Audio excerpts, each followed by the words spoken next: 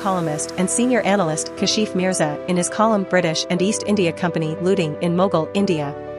I have written in a brilliant revelation that how Britain looted $45 trillion from Mughal India.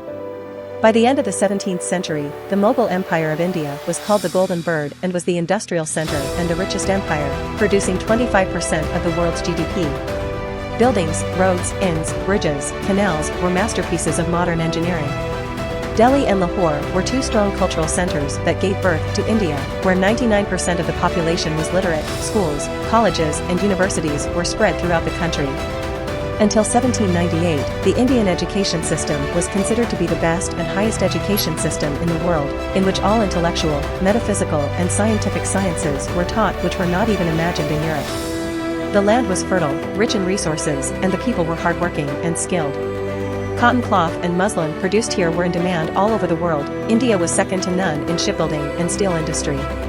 While Britain was an agricultural country recovering from the Civil War and where only 2% of the world's products were produced. The great powers of Europe, Portugal and Spain, had overtaken Britain in trade, while British pirates pretended to be merchants and plundered their merchant ships.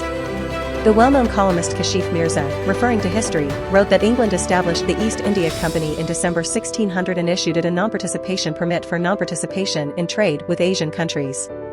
Britain became aware of India, that the Mughals fought and fought despite the 4 million army. There was no room, so the British focused on diplomacy from the Mughal Empire and sent diplomats like Thomas Roe to India to open the closed doors to the East India Company, but relations with Britain were not a priority for Emperor Jahangir.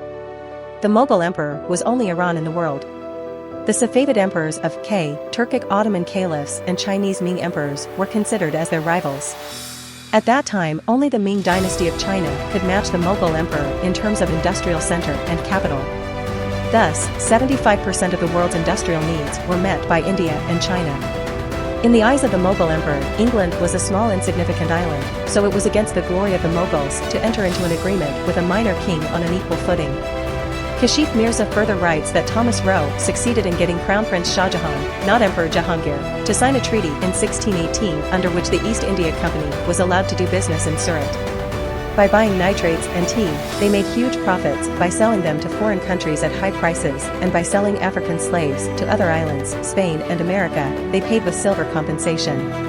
The British established trading bases in various coastal cities of India, which were called factories, but soon the matter went beyond mere trade. The company was often at war with other European countries and did not hesitate to loot each other's property, so the British started recruiting large numbers of local soldiers in their factories. In 1670, British King Charles II gave permission to the East India Company to establish colonies abroad by waging war. It was not long before these factories expanded into forts and cantonments, and by manipulating the local states, they gradually spread their claws far beyond the coastal areas. This process continued from 1621 to 1843. Then a small company became so powerful that it was able to control the lives and deaths of 40 million people in a country thousands of miles away, and the wealth that Britain stole from India in the next 300 years is estimated at $45 trillion. The most important turning point in this journey of continuous expansion is the Battle of Plassey fought in 1757, in which the East India Company defeated the 75,000-strong army of the Nawab of Bengal, Sirajudi Dowlah, and Nadir Shah loaded the treasure accumulated over the centuries in ships. It was delivered to London as a booty. It got so bad that in 1803, the Mughal Emperor Shah Alam, sitting on the throne of Delhi, became a stipend of the East India Company. Amazing that this work was done not by the British government, but by a company. No company in the history of the world has ever had such power. The East India Company did the same with China. In the late 17th century, the company bought silk and sugarware from China and paid in silver because they had no products that China needed. The solution was that he cultivated poppy in Bengal and started to smuggle opium to China by establishing factories in Bihar province. From the trade of opium, the company bought silk and sugar pots and also earned profit. When the Chinese government bought opium. When China tried to stop this trade, there were many wars between China and Great Britain in which China was defeated and Great Britain made many agreements with China on humiliating terms, which returned to China in 1997.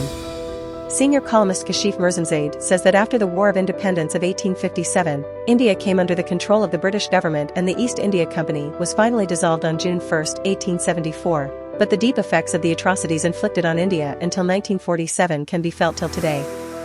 In the 1857 War of Independence, the company killed thousands of people by hanging them in markets and streets, the largest massacre in British colonial history.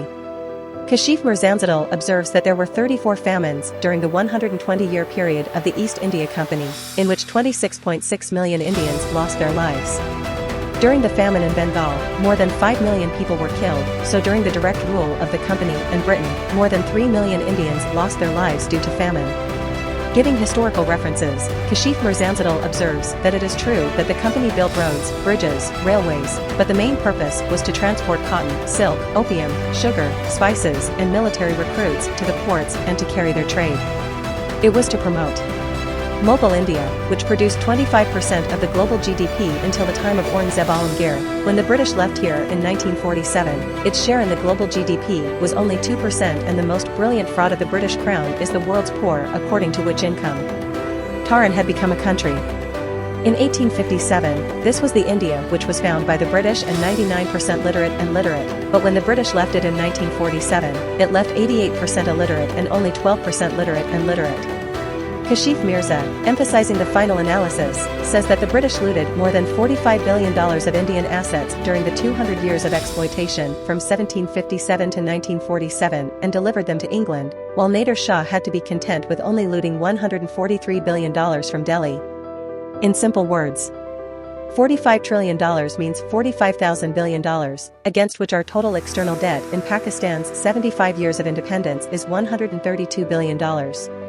Thus, the British government turned India from an industrial country into an agricultural country and itself became an industrial country. In fact, today all the development of England and behind the prosperity lies India and the brutal looting, drug and slave trade of neocolonialism.